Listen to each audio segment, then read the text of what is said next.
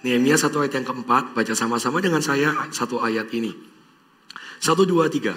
Ketika aku dengar berita ini, duduklah aku menangis dan berkabung selama beberapa hari. Aku berpuasa dan berdoa ke hadirat Allah semesta langit. Pada waktu kita baca cerita ini cerita apa?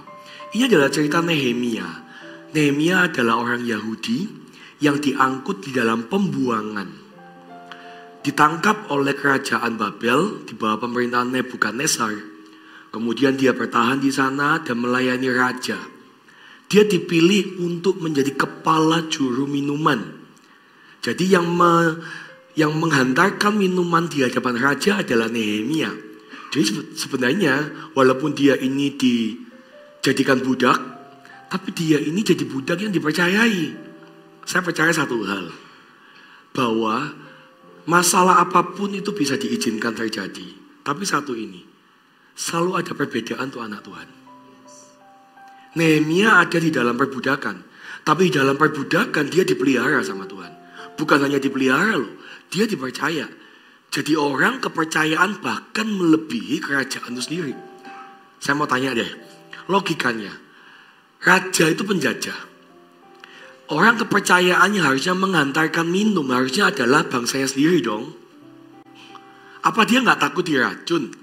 Yang dia percayai untuk bisa membawakan minuman itu justru orang jajahannya, budaknya. Yang mengambil bangsanya, yang merampok bangsanya. Kenapa dia mempercayai orang jajahannya? Betul gak? Logikanya harusnya orang kepercayaan adalah orang bangsanya sendiri. Oke? Tapi kenapa Nehemia kok bisa dipakai menjadi lingkaran pertama raja? Karena penyertaan Tuhan gak bisa dipungkiri.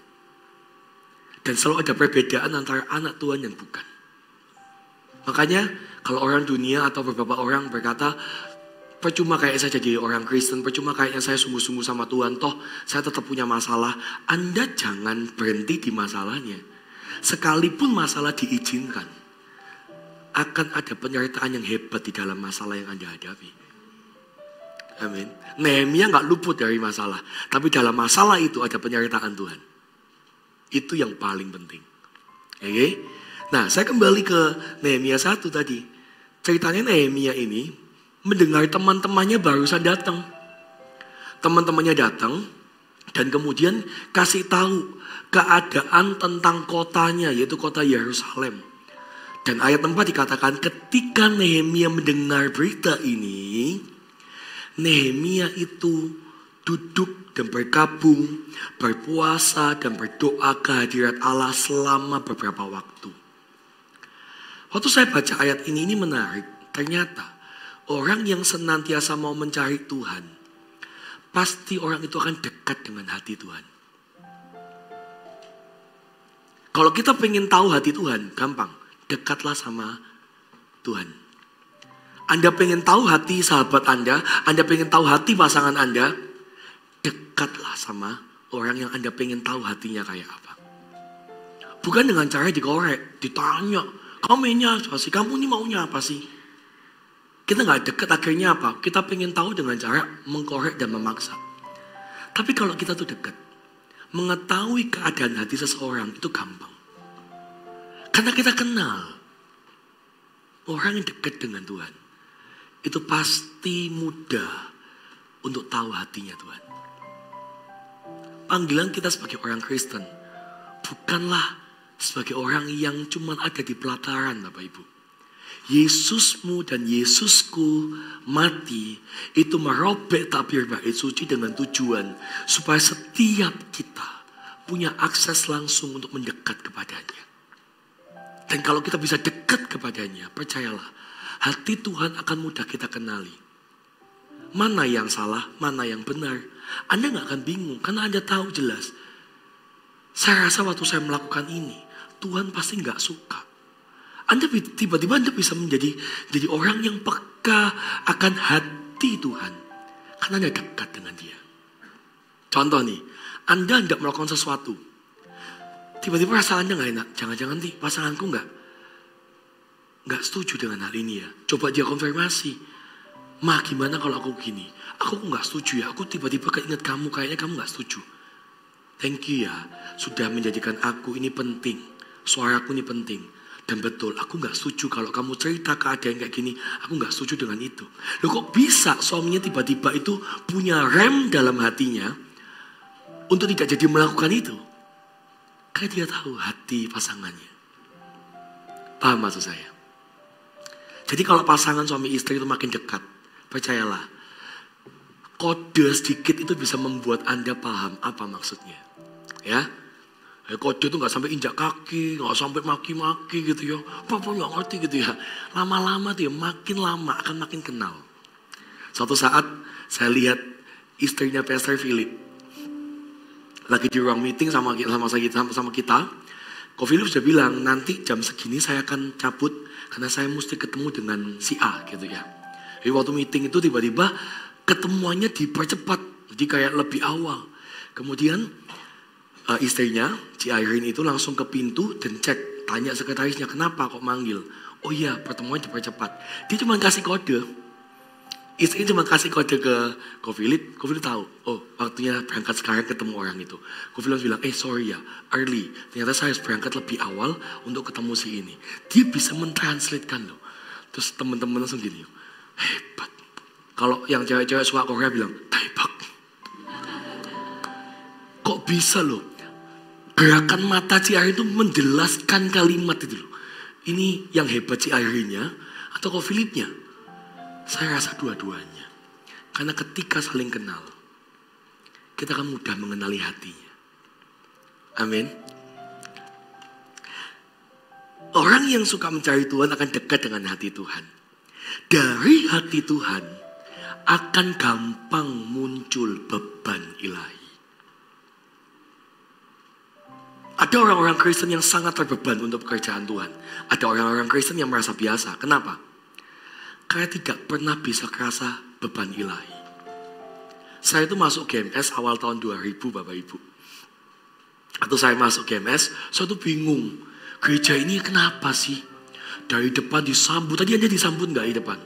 Ada yang shalom tuh ya, banyaknya gitu kan ya. Semua senyum shalom, dulu gak kelihatan pakai masker.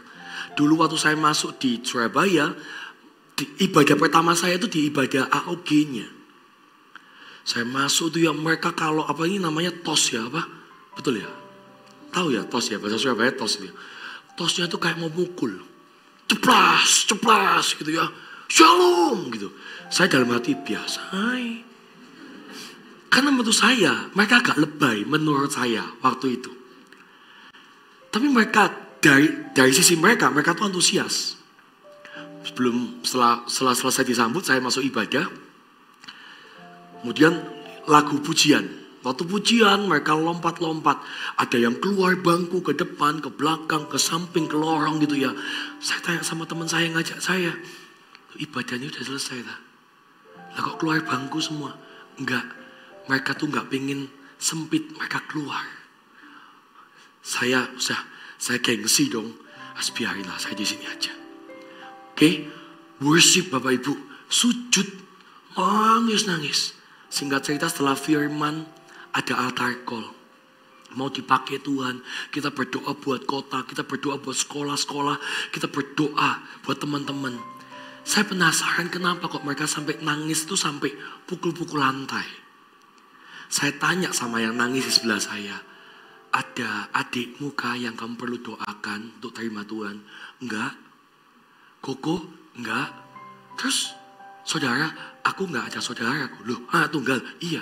Lah kamu kok nangis kayak gitu? Doain siapa? Lah kan tadi pendeta bilang kita doakan kota ini. Kita doakan sekolah-sekolah. Kamu masih sekolah? Enggak.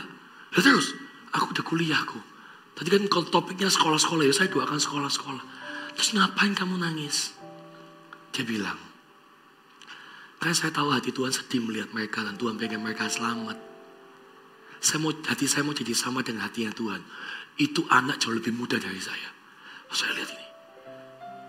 Kok saya kelihatan bodoh ya diajak ngomong orang ini.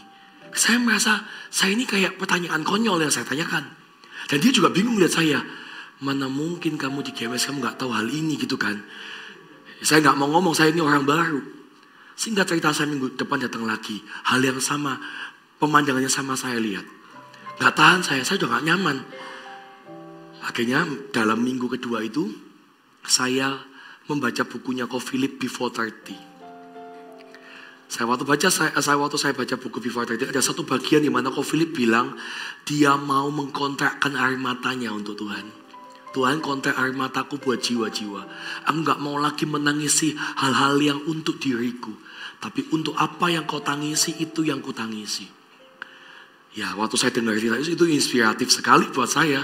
Saya berdoa sebelum saya tidur, saya bilang, Tuhan, kalau Tuhan sanggup pakai orang ini, kalau Tuhan sanggup dan memakai air matanya, pakai air mataku, dan aku juga mau dipakai Tuhan. Amin. Doanya sederhana sekali Bapak Ibu. Saya belum ngerti doa yang gimana, saya cuma doa gitu.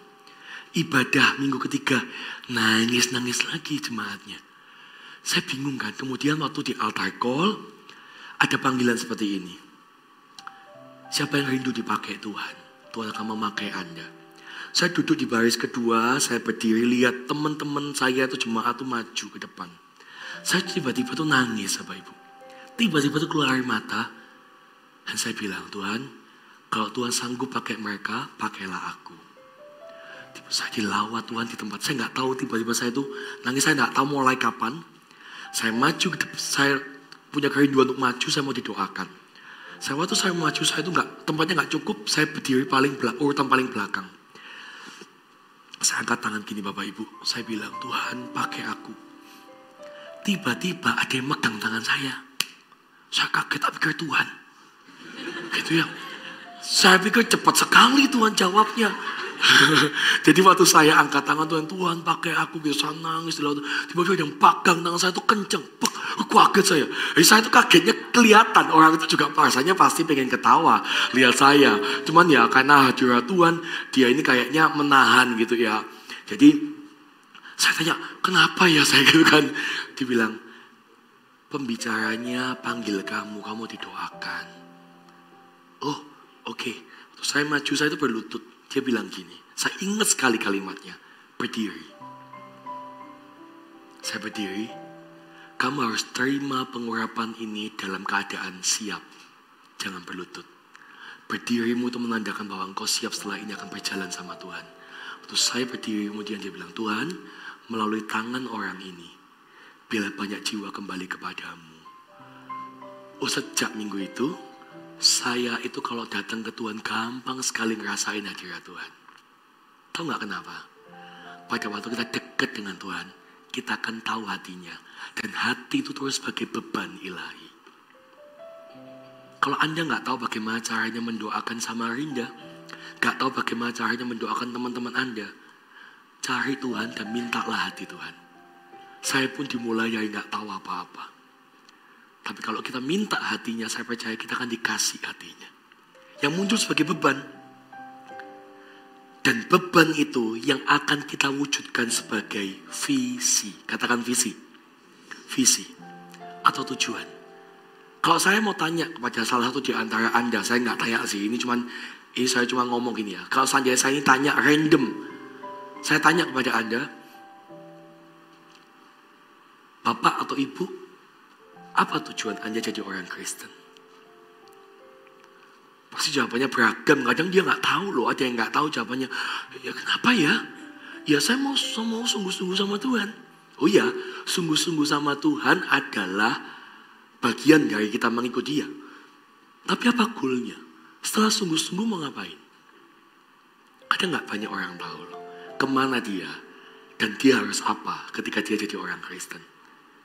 Makanya jadi orang Kristen harus punya tujuan, harus punya goal, harus punya visi. Salah satu jemaat, salah satu pemimpin yang baru saja dilantik jadi JGL berkata kepada saya, Pak, thank you ya. Ketika saya digembalakan di GMS, kenapa saya bertanya-tanya kenapa kok saya bisa bertumbuh? Ya jawabannya sederhana, karena saya di gereja ini dikasih visi. Jadi saya tahu harus ngapain. Kan saya tahu tujuan saya di sini kenapa. Orang yang punya tujuan, dia akan banyak bisa mempersiapkan strategi untuk hidupnya. Orang gak punya tujuan, hidupnya cenderung akan sembarangan. Gak ada yang perlu dia bangun. Kalau Anda punya tujuan untuk menabung sesuatu, untuk beli sesuatu, untuk suatu saat Anda mau kasih aset buat anak Anda, hidup Anda di dalam keuangan Anda gak akan sembarangan hari ini. Anda akan mulai nabung berapa persen yang Anda akan siapkan supaya nanti goal Anda bisa tercapai. Tapi orang gak punya tujuan. Hidupnya sembarangan. Aku dapat uang, aku nikmati. Hidup untuk hari ini. Dia gak mikir. Kenapa? Karena dia gak ada tujuan. Amin. Jadi anak Tuhan harus punya visi. Kita lanjut ke Nehemia 2 ayat yang keempat. Nehemia 2 ayat yang keempat. Lalu kata raja kepadaku, jadi apa yang kau inginkan? Maka aku berdoa kepada Allah semesta langit. Kemudian jawabku kepada raja, jika raja menganggap baik dan berkenan kepada hambamu ini, utuslah aku ke Yehuda, ke kota pekuburan nenek moyangku, supaya aku apa? Membangunnya kembali. Ayat 6. Lalu bertanyalah raja kepadaku, sedang permaisuri duduk di sampingnya, berapa lama engkau dalam perjalanan? Dan bilakah engkau kembali? Bilakah itu kapan? Kapan kamu kembali? Dan raja berkenan mengutus aku sesudah aku menyebut suatu jangka waktu kepadanya. Bapak Ibu, cek.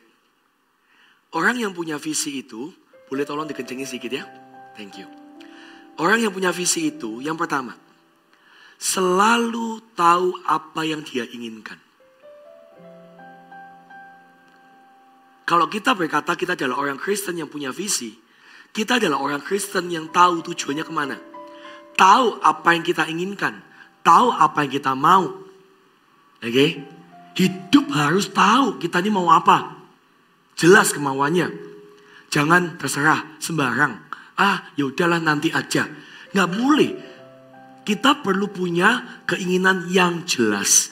Kita perlu punya mau yang jelas. Kalau Anda ditanya, apa goal Anda 5 tahun ke depan? Untuk pernikahan Anda, untuk anak-anak Anda, untuk keuangan Anda, untuk pekerjaan Anda harus bisa menjelaskan. Kalau Anda belum bisa sejauh itu, nggak apa-apa. Setahun ke depan, Anda harus tahu jelas. Ketika Nehemia ini punya hati, punya beban, dia nangis. Kemudian datang kepada raja. Raja tanya, oke, kalau gitu maumu apa? Dia nggak gini loh. Apa ya, aku ya bingung loh raja. Loh, nggak gitu. Enaknya kayak apa? Nggak malah balik tanya. Ketika raja tanya, oke, kalau gitu maunya apa? Dia bisa jelaskan, aku tuh pengen balik ke Yerusalem. Aku akan membangun bla bla bla bla bla. Kemudian tanya, berapa lama kamu butuhkan? Oke, kalau saya perjalanan berangkat, perjalanan pulang itu makan waktu segini. Selama di sana mungkin saya butuh waktu segini. Kira-kira ya, ini masih kurang lebih, saya akan update setelah itu. Jadi dia tahu jelas apa yang dia inginkan. Orang yang punya visi itu gak clueless. Gak datang tanpa data. Gak datang tanpa pengetahuan. Gak datang tanpa persiapan. Kalau Anda bekerja ikut orang, bekerjalah jadi orang yang punya clue, yang punya ide, yang punya visi, tujuan, dan detail. Ketika atasan Anda tanya, Anda bisa menjelaskan apa yang Anda mau. Boleh difikskan ya, saya cukup terganggu dengan feedbacknya.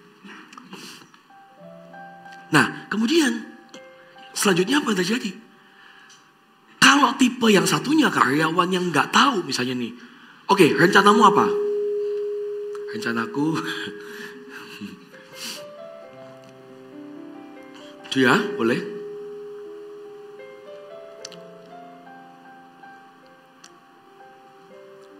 Dikurangin aja dikit, gak apa-apa, it's okay.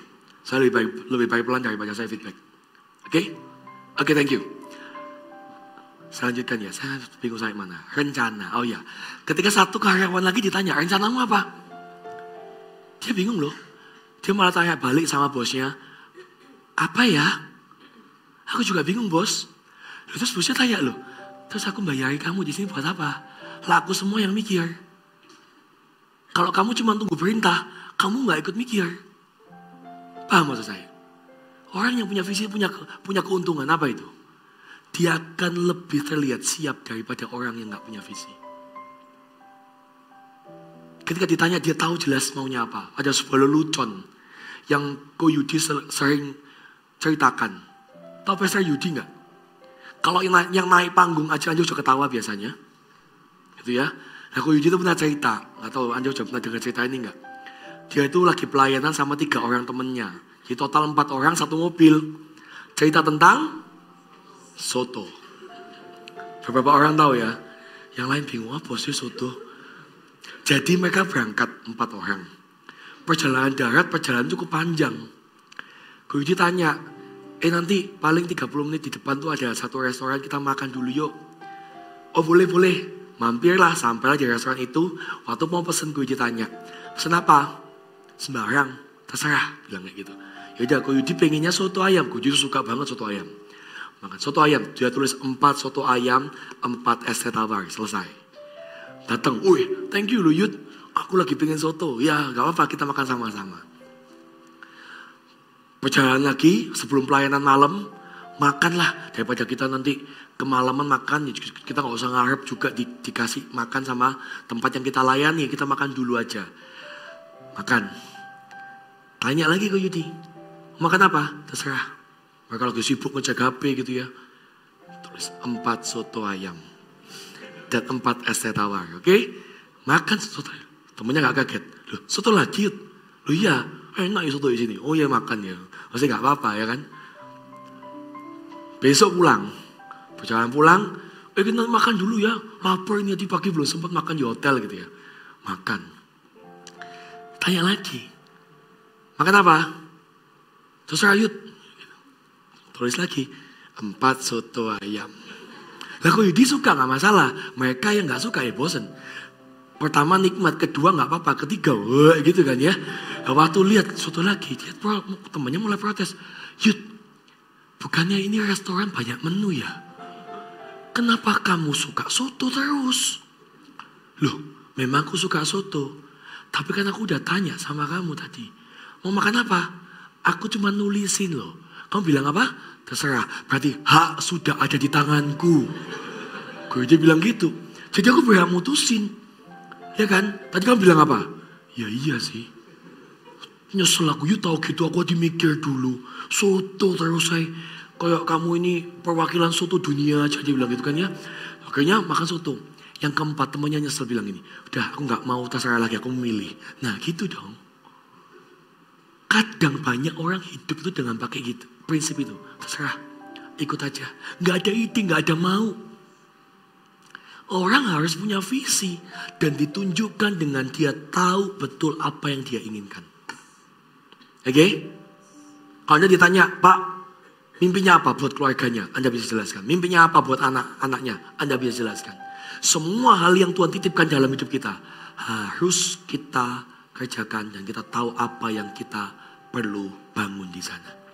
Yang kedua, ayat 7. Berkatalah aku kepada raja, jika raja menganggap baik, berikanlah aku surat-surat bagi bupati-bupati di daerah seberang sungai Efrat, supaya mereka memperbolehkan aku lalu sampai aku tiba di Yehuda.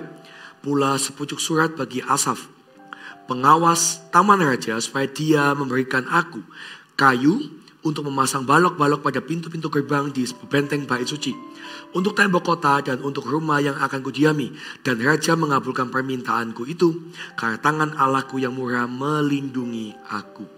Yang kedua, orang yang punya visi itu bukan hanya tahu apa yang dia inginkan, tapi juga detail di dalam perencanaan. Setelah Anda punya gambaran Anda mau apa, jangan berhenti di situ. Nehemia bisa menjelaskan dengan sangat detail apa yang dia perlukan untuk dia bisa sampai ke Yerusalem. Suratnya, pengawalnya, apapun yang dia butuhkan dia bisa rinci semuanya. Bapak Ibu, belajarlah jadi orang yang detail di dalam setiap hal yang kita kerjakan. Mungkin kita adalah orang makro, kita bukan orang mikro. Kita bisa punya gambaran yang luas saja. Kita bisa punya ide yang cemerlang. Tapi kita memang minim, agak kurang. Ketika kita ini breakdown atau detail setiap pekerjaan itu. It's okay. Tapi bukan berarti kita gak berusaha. Berusaha untuk menguasai bidang Anda. There you go. Itu yang saya maksud. Contoh nih. Anda pedagang toko kelontong. Kalau orang Jawa dulu namanya bilang pracangan. Ada yang tahu istilah itu? Jualnya sembako, Oke, bahan-bahan pokok, kemudian kadang campur sih ada kosmetik juga, obat juga, yang grosir atau eceran biasanya. Gini loh, kalau Anda punya memang visi mau buka toko kayak gitu, jangan cuman punya kemauan. Anda punya modal, puji Tuhan, tapi jangan cuman mau. Kuasailah bidang Anda, detaillah, cari supplier yang memang harganya paling bersaing. Carilah sistem yang baik. Bangun jaringan networking dengan dalam. Sehingga ketika Anda menjalankan usaha itu, Anda bisa meminimalkan kesalahan dari apa yang Anda kerjakan. Kebanyakan orang tuh gini loh. Puas ketika mereka punya ide. Merasa sudah punya. Oh, aku akan buka ini kok. Aku akan buka itu kok. Puji Tuhan. Tuhan taruh tujuan dalam hidup Anda. Tapi nggak boleh berhenti di situ. Berapa banyak orang buka usaha sebulan 2 bulan tutup. Setelah 2 bulan merasa kok kayak salah ya. Dia punya uang sih, tutup. Buka lagi, disiapin 3 bulan lagi buka usaha baru lagi. Cuman sebulan kali tutup. Saya tanya kenapa? Iya kok kayaknya salah lagi kok. Bayangin. Harusnya uang itu bisa Anda putar dan bisa menghasilkan 2 kali lipat. Tapi Anda sudah punya kerugian 2 kali lipat. Hanya karena Anda nggak detail di dalam perencanaan. Amin. Detail lah. Termasuk pelayanan. Anda pelayanan apa sekarang? Detail lah, kuasailah dengan dalam pelayanan yang Tuhan percayakan dalam hidup Anda sekarang. Jangan terjebak hanya mengerjakan sesuatu yang sifatnya rutin. Ulangi dengan saya, rutin. Rutinitas itu bagus. Tapi rutinitas juga punya jebakan atau negatifnya adalah Anda hanya mengerjakan sesuatu yang biasa. Yang sudah ada. Oke. Jadi kalau misalnya nih, Anda ini multimedia. Jangan cuma gini, oh ya saya dikasih instruksi, saya di training supaya saya bisa mengerjakan ini dan itu. That's it, cukup. Dan sepanjang Anda pelayanan, Anda cuma mengerjakan sesuai diinstruksikan. Sebenarnya itu bagus, Anda mengikuti instruksi. Tapi Anda gak berkembang. Anda harus punya sense atau kemauan atau kepekaan untuk mencari dan menggali ilmu itu secara pribadi. Saya punya teman, dia pelayan ini di gereja kita, dia salah satu departemen. Ketika dia berhubungan dengan alat, dia awalnya di training. Kemudian merasa kok gak maksimal ya. Trainingnya juga berapa bulan sekali. Aduh minim sekali ya. Akhirnya dia memutuskan untuk belajar dari YouTube. Dia ngulik, dia cari caranya, dia pelajarin. Setelah di level itu dia kuasai, belum selesai, dia akhirnya berangkat keluar kota, ikut pelajaran tentang pelayanan itu. Dia belajar pakai kocek sendiri, pakai uang sendiri. Dia mau kuasai itu. Setelah selesai, dia ikut training yang lebih baik lagi, supaya dia dapat sertifikat dan lain sebagainya. Akhirnya dia semacam kayak sekolah untuk pelayanan yang dia kerjakan. Ketika pulang, tahu nggak? Teman saya itu bisa lebih pintar daripada yang men-training dia dulu. Kenapa? Karena orang yang detail dalam apa yang dia kerjakan akan selalu jalan terbuka untuk dia naik di dalam kesempatan yang Tuhan kasih. Tuhan sudah kasih kesempatan. Tapi kenapa orang gak berkembang? Karena orang itu tidak mau berkembang dan gak mau lebih besar. Karena dia gak detail. Dia cuma menerima sesuatu yang sifatnya rutin. Cukup. Yang penting kan aku melayani. Yang penting kan aku sudah pelayanan. Yang penting aku sudah bisa. Kalau ditanya bisa gak? Bisa. Semua ini bisa. Yang udah diterjunkan di ibadah pasti sudah bisa. Tapi bicara masalah kualitas, belum tentu loh kita expert. Kameramen, saya gak ngomong tentang Melisa ya.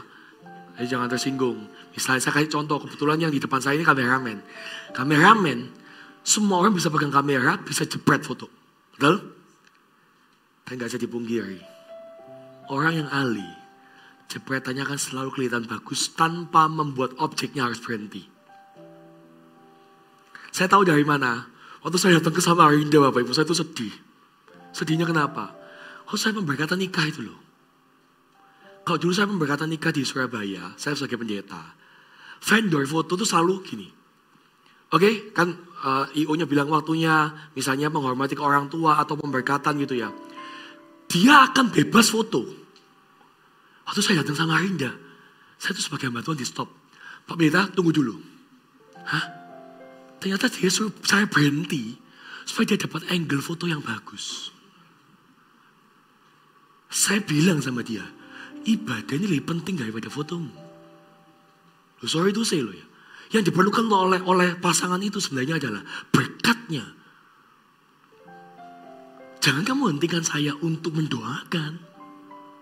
Loh, saya gak akan sungkan kalau saya perlu ngomong. Itu ibadah loh. Pemberkatan nikah itu ibadah gak? Ibadah. Beberapa kali. Ada yang lebih parah lagi waktu saya keluar pulau ke Bali. Kan biasa pendeta kan di tengah. Ada couple kan di sini. Ya biasa dong. Biasanya kan dia ambil foto. Pendeta suruh minggir. Pak pendeta boleh gak minggir dulu? Saya bukan merasa tersinggung. Tapi saya baru menemukan kali itu. Ini fotografer gak profesional sekali. Karena yang nikah ini teman dekat saya bilang sama dia, I think they are not professional loh. Saya bilang, saya pikir mereka gak profesional deh. Karena gak kayak gini caranya. Setahu saya sepanjang saya memberkati orang nikah, itu gak kayak gini.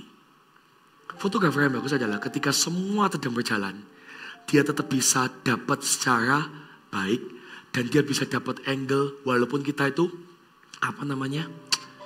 tetap gerak atau namanya, lebih apa? Gak usah diatur namanya apa ya? Candid. Bisa candid. Waktu saya ke Surabaya tahun lalu, ada satu teman saya ingin fotoin keluarga saya. Yaudah, saya terima, saya kosongkan 1 hari untuk foto sama mereka. Saya tuh gak pernah dibiarkan, gak pernah dihentikan untuk foto. Jadi, saya mau ngomong sama anak saya mau bercanda sama anak saya mau gendong anak saya mau jalan sama anak saya. Semua difoto sama dia dan hasil semua bagus. Ilmu itu gak bisa dipungkiri. Kalau kita mau detail dalam hal yang kita kerjakan, Anda akan jadi expert di bidangnya. Amin. Jangan jadi setengah-setengah di bidang yang Anda lakukan. Kalau Anda suka mekanik, pelajari itu mekanik. Sampai kalau bisa orang luar kota cari mekanik yang bagus ke Samarinda. Kenapa Samarinda harus dicari orang-orang dari luar kota atau luar pulau? Karena di Samarinda ada expertise di bidangnya. Amin. Anda penyanyi, Anda tenaga kesehatan, Anda apalagi? Anda bergerak di bidang sosial, Anda bergerak di bidang jasa, di bidang seni. Jadilah orang yang expert di sana. Supaya orang itu bukan Anda yang cari orang yang cari Anda. Oke? Yang ketiga, ayat 11-15. Maka tibalah aku di Yerusalem. Sesudah 3 hari aku di sana, bangunlah aku pada malam hari bersama-sama beberapa orang saja yang menyertai aku. Aku tidak beritahukan kepada siapapun rencana yang akan kulakukan untuk Yerusalem yang diberikan Allahku dalam hatiku. Juga tak ada lain binatang kepadaku kecuali yang kutunggangi. Demikian pada malam hari aku keluar melalui pintu gerbang lebak ke jurusan matahari ular naga dan pintu gerbang sampah. Aku menyelidiki dengan seksama tembok-tembok Yerusalem yang telah terbongkar dan pintu-pintu gerbangnya yang habis dimakan api. 14. Lalu aku meneruskan perjalananku ke pintu gerbang mata air dan ke kolam raja. Karena binatang yang kutunggangi tidak dapat lalu di tempat itu. Aku naik ke atas melalui wadi pada malam hari dan menyelidiki dengan seksama tembok itu. Kemudian aku kembali lalu masuk melalui pintu gerbang lebak. Demikianlah aku pulang. Yang ketiga, orang yang punya visi itu, pertama saya bilang apa? Dia harus punya tujuan, dia harus tahu apa yang dia mau. Kedua, harus detail, gak boleh punya gambaran besar aja. Detail dalam perencanaan. Yang ketiga, selalu melakukan sesuatu yang tidak biasa. Begitu Nehemia nyampe ke Yerusalem, dia gak cuma bilang gini, oke, visiku gini, ya udahlah coba kita lakukan. Enggak. Dia dapat sesuatu dari Tuhan, Tuhan kasih hikmat ke dia. Dan dia diam-diam langsung riset. Dia cari bagaimana aku bisa membangun, berapa lama aku bisa membangun, kekuatan seperti apa yang aku punya, dan apa yang harus aku tambahkan setelah ini. Dia coba riset, dia cari tahu. Dan setelah itu dia baru menyampaikan kepada timnya. Orang yang punya visi itu gak cuma tinggal di dalam pengetahuan atas visinya. Tapi dia akan terjun, setelah dia detailkan, dia akan terjun mengaplikasikan dan mencari apa yang perlu kulakukan. Singkat katanya adalah, orang yang punya visi gak boleh hanya di permukaan. Amin. Bapak Ibu, kemarin saya lihat satu postingan teman saya. Dia berfoto dengan salah satu fotografer. Loh, saya penasaran fotografernya siapa ya? Gitu kan. Saya klik namanya itu. Ternyata, loh, ini fotografer waktu Koko dan Cece saya menikah. Lama sekali. Jadi keluarga saya pakai fotografer ini ketika dia barusan belajar fotografi. Dia gak pernah les, dia juga gak punya uang banyak. Jadi dia tuh awal mula, dia tuh beli kamera second. Kamera bekas. Oke? Setelah dia pakai, dia dapat klien dikit-dikit, dia tabung uangnya. Dijual dan dia beli kamera lebih bagus, second lagi. Tapi kamera lebih bagus, speknya lebih bagus. Dia terus belajar fotografi, dia cari, dia riset, dia kembangkan semuanya. Hari ini dia menjadi salah satu fotografer yang dipercaya untuk foto berbarengan dengan pemerintahan termasuk di IKN dan Pak Presiden. Dan dia ditunjuk sebagai ketua asosiasi fotografer di kalangan pemerintahan sampai ke Istana Negara. Dimulai dari orang yang sebenarnya gak punya ilmu untuk foto, gak punya kesempatan belajar mahal, gak punya duit banyak untuk bisa beli kamera dan lensa yang mahal. Tapi orang yang melakukan orang yang punya visi, pasti tindakannya gak akan biasa-biasa. Dan menurut saya tindakan orang ini gak biasa-biasa. Apa itu? Contoh, kuliah fotografi itu mahal. Kenapa? Masuknya mahal, kameranya mahal. Saya pikir kamera itu ya sudah beli kamera, zaman dulu kan kamera sudah gitu ya. Teman-teman tim multimedia bilang, enggak kok. Kalau kau beli kamera itu, kau harus beli lensanya. Kalau dulu foto zaman dulu kita itu semua otomatis kok. Gitu ya, hasilnya gitu-gitu aja. Tapi yang ini bisa kita adjust lensanya. Lensanya itu beda-beda kok. Satu lensa bisa lebih mahal daripada alat body fotonya, kameranya. Saya bilang, ikut duit KB, saya bilang gitu. Duit kok. Saya jadi mikir loh, kalau saya misalnya nih, mau sekolahin anak saya fotografi gitu, coba minta dia belajar, mikir, wih mahal juga loh dananya. Tapi si A yang saya ceritakan tadi, kok bisa dia gak kehilangan akal walaupun dia gak ada duit? Karena orang yang punya visi itu fokus. Dan dia akan cari cara dan melakukan hal yang gak biasa. Dia akan riset bagaimana aku tetap bisa belajar, bagaimana supaya aku tetap bisa punya kamera, dan aku tetap bisa menguasai bidang yang aku mau. Karena itu visinya. Dan sungguhan loh, melalui nabung beli kamera cuma 1 juta, 2 juta. Dia dapat uang 15 juta. Dia jual kamera lama, dia beli kamera lebih bagus. Begitu seterusnya sampai dia dapat kamera yang bagus, ilmu yang terus bertambah. Dan hari ini, memang promosi itu gak kemana kalau ada orang yang mau setia dan mengembangkan apa yang dia kerjakan. Orang yang punya visi, itu gak akan ke-distract dengan apapun. Sulit, aduh gak bisa, ya udahlah kita ganti. No. Orang yang tahu visinya ini betul-betul ini visinya, ini tujuannya. Dia akan melakukan hal yang gak biasa.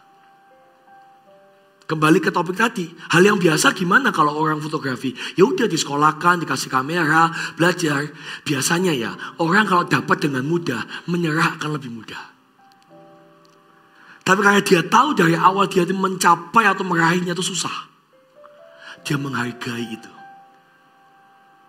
Bapak Ibu, jangan lakukan hal yang biasa untuk mencapai visi Anda. Minta hikmat sama Tuhan. Tuhan, apa yang saya mesti lakukan ya? Kenapa? Karena Tuhan tiba-tiba akan kasih hikmat di mana teman-teman pesaing di usaha Anda itu gak punya hikmat itu. Anda dikasih hikmat itu dan Anda melakukan hal-hal yang tidak biasa mereka lakukan. Anda melakukannya. Kayak Nehemia. Dia melakukan sendiri loh. Gak ada orang yang diajak loh. Dan dia tetap melakukan. Kenapa? Karena Tuhan taruh sesuatu yang gak ditaruh sama Tuhan untuk orang lain. Mintalah hikmat sama Tuhan. Di dalam pekerjaan Anda, keluarga Anda, pelayanan Anda. Jadilah besar di sana. Kembali ke ayat tadi ini. Saya belum selesai ya. Di ayat 16.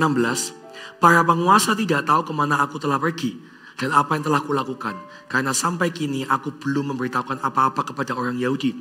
Baik pada para imam maupun pada para pemuka, pada para penguasa dan para petugas lainnya. Ayat 16 ini ngajarin kita sesuatu Bapak Ibu. Kalau kita dipanggil jadi pemimpin, baik itu pemimpin keluarga, pemimpin perusahaan, pemimpin di dalam pelayanan, belajarlah jadi orang yang bicara pada waktunya. Jangan jadi orang yang suka gembar-gembor. Belum apa-apa, udah cerita sampai teman-teman yang alumni-alumni Anda itu tahu. Padahal belum melakukan apa-apa loh. Masih rencana. Tapi ceritanya udah kemana-mana. Bapak Ibu, jadilah pemimpin yang kalau punya ide, kalau punya sesuatu, matangkan dulu. Setelah Anda matangkan, Anda menguasai, baru Anda jelaskan kepada tim yang Anda pimpin. Supaya orang yang Anda pimpin itu mudah mengikutimu. Karena rencana yang kau ucapkan sudah matang dan detail di dalam persiapannya. Amin. Jangan jadi orang yang suka ngobrol sana sini. Contoh nih. Anda anak muda misalnya. Suka sama si A gitu ya. Suka. Langsung muda-muda langsung. Wah iki. Gitu kan. Misalnya Anda suka. Jangan belum ya. Belum apa-apa nih. Anda cerita ke semua teman-teman Anda kalau Anda suka. Akhirnya seminggu kemudian. Cerita Anda suka si B. Udah didengar sama si B. Si B itu malah ilfil loh sama orang-orang yang belum apa-apa udah cerita kemana-mana. Ngerti ya? Lu belum apa-apa kok. Sampai si B digodain temennya. Katanya si A suka sama kamu loh. Katanya si A itu deketi kamu ya. Enggak, aku gak kenal. Apa Anda gak malu? Tiba-tiba si B buat sebuah statement, aku gak kenal. Memang belum kenal aku. Siapa dia? Aku juga gak merasa dideketin. Kenapa? Karena ceritanya sudah membubung tinggi sebelum actionnya. Jangan jadi orang kayak gini. Amin. Jadilah orang yang betul-betul bisa matangkan semua persiapannya. Jangan orang yang gampang buka mulut untuk cerita tidak pada tempatnya. Oke? Teman-teman pemimpin di sini kan tahu. Saya ini gak gampang menceritakan sesuatu. Kalau saya gak betul-betul kumpulkan dulu kemudian saya ngomong. Saya beberapa teman-teman tanya, Go, saya ditanyain orang-orang di luar GMS loh, Go. Kenapa? Iya, Go, kata rencana kita nanti bangunnya gini, ya, Go. Saya ini belum tahu apa-apa, kok mereka udah tahu semua ya, Go. Karena saya memang belum ngomong, saya belum matangkan. Dan apa yang mereka ceritakan, saya katakan, mereka tuh gak tahu apa-apa. Kamu akan tahu lebih dulu nantinya, tapi saya akan matangkan dulu. Amin. Yang terakhir, ayat 17-18. Berkatalah aku kepada mereka, kamu lihat kemalangan yang kita alami, yakni Yerusalem yang telah menjadi reruntuhan dan pintu-pintu gerbangnya telah terbakar. Mari kita bangun kembali tembok Yerusalem, supaya kita tidak lagi dicela. Ketika aku beritahukan kepada mereka betapa murahnya tangan Allahku yang melindungi aku, dan juga apa yang dikatakan raja kepadaku, berkatalah mereka, kami siap untuk membangun. Dan dengan sekuat tenaga mereka mulai melakukan pekerjaan yang baik itu. Terakhir, setelah saya urutkan lagi ya. Yang pertama, jadilah pribadi yang cari Tuhan. Karena Anda akan dengan gampang kenal hati Tuhan. Dari hati Tuhan muncul beban ilahi. Di situ akan diterjemahkan menjadi visinya Tuhan. Orang yang punya visi, yang pertama akan jelas di dalam apa yang dia mau. Dia tahu jelas apa yang dia inginkan. Yang kedua, orang yang punya visi akan selalu detail dalam perencanaannya. Yang ketiga, orang yang punya visi akan selalu melakukan hal-hal yang gak biasa. Dan dilanjutkan, mereka punya attitude dan etika yang benar. Apa itu? Bukanlah orang yang suka cerita-cerita kemana-mana. Tapi dia akan selalu matangkan apa yang dia rencanakan sampai itu jadi. Baru dia akan share visi tersebut. Dan yang terakhir ini, yaitu 17-18. Setelah semua matang, Anda sudah sampaikan pada para jajaran kepemimpinan. Jadilah pemimpin yang bergerak untuk menggerakkan orang-orang yang lain. Dibutuhkan keberanian untuk menyampaikan visi. Garis bawahi kata-kata keberanian. Kenapa? Karena kalau Anda yang dapat visi saja tidak bisa menyampaikan dengan berani, bagaimana dengan mereka yang cuma mendengar dari Anda? Contoh. Saya sales, saya marketing, saya jual produk saya. Oke? Saya belajar menguasai dan riset tentang produk yang akan saya jual. Begitu saya kuasai, saya mau jual nih. Udah ketemu sama tim leader perusahaan. Kemudian di briefing, oke, besok adalah hari launching di mana kita akan launching produk ini dan kita akan ngomong kepada publik. Oke. Saya sebagai orang marketingnya ngomongnya gini sama customer. Pak, cobalah produkku Pak. Bagus loh ini. Masa sih? Iya. Anda udah coba? Belum sih. Nah, terus, kok Anda bisa itu bilang itu bagus? Katanya bagus. Udah percayalah Pak. Anda tuh kayak gak percaya juga kalau barang Anda bagus. Kemudian Anda digertak lagi. Mana mungkin saya mau beli ini dalam jumlah yang cukup besar. Kalau Anda sendiri gak percaya. Gitu ya Pak, ya udahlah Pak. Mungkin Bapak mau coba dulu loh. Anda gak bisa yakin untuk menyampaikan visi itu. Orang yang Anda ceritain juga gak yakin loh mau beli produk Anda. Kecap punya Anda selalu harus nomor 1 Bapak Ibu. Betul gak? Walaupun rasanya nomor 3, Anda selalu bilang kecapku nomor 1. Betul? Kalau Anda datang dengan produk bilang, Pak memang nomor 1 tetap dia Pak, saya nomor 2-nya. Ya gak laku. Kenapa harus beli produk Anda? Betul gak? Kita harus berani menyampaikan. Best of the best dokter, best of the best photographer, best of the best siapapun itu. Anda bisa yakin dengan berkata, saya. Kalau Anda mau tanya diskusi tentang ini, tanya saya. Bukan sombong loh. Anda sudah menguasai dulu. Anda riset, Anda kembangkan, dan Anda betul-betul capable di situ. Dan Anda punya keberanian untuk berkata yang demikian. Gitu ya. Bukan sombong. Tapi Anda berani. Kenapa kok Anda harus berani? Karena Anda sedang membangun untuk orang bisa mengikuti visi itu. Nehemia harus berani. Supaya bangsa Israel yang sudah sedih puluhan tahun, terbiasa melihat pemandangan puing-puing itu, yang udah menerima keadaan bahwa kotanya rusak, dibangun lagi semangatnya. Enggak, Tuhan bilang 70 tahun setelah itu Tuhan pelihara dan Tuhan akan pulihkan Yerusalem. Ayo, aku udah siapkan rancangannya seperti ini, kita akan bangun kembali kota ini. Kalau dia tidak dengan berani menyampaikan visi, bagaimana dia bisa meyakinkan orang-orang yang tinggal di dalam puing-puing kota Yerusalem? Menguatkan orang terpuruk itu susah Bapak Ibu. Kayak mengangkat orang dari minus. Jadi Nehemia haruslah punya kekuatan ekstra untuk menarik yang minus sampai ke surplus. Kalau Nehemia gak kuat, dia akan ketarik ikut jadi minus. Betul gak? Jadilah pemimpin, jangan terpengaruh keadaan. Beranilah sampaikan visi. Selama itu benar, berkatalah dengan berani. Anda orang tua, berkatalah dengan berani untuk mengatakan kebenaran dalam keluarga Anda. Anda pemimpin dalam perusahaan, berkatalah dengan berani, sampaikan visi Anda, maunya Anda apa, rancangan Anda apa, supaya karyawan di bawah Anda bisa mengikuti Anda dengan baik. Orang yang jelas di dalam memimpin akan lebih mudah diikuti. Amin. Belajar sesuatu pagi ini. Pagi-pagi udah berat ya Bapak Ibu ya. Tidak apa-apa. Nanti kalau ada kesempatan kita lanjutkan belajar Nehemia di pasal berikutnya. Di datang ibadah berikutnya. Oke, saya undang bagi berdiri sama-sama.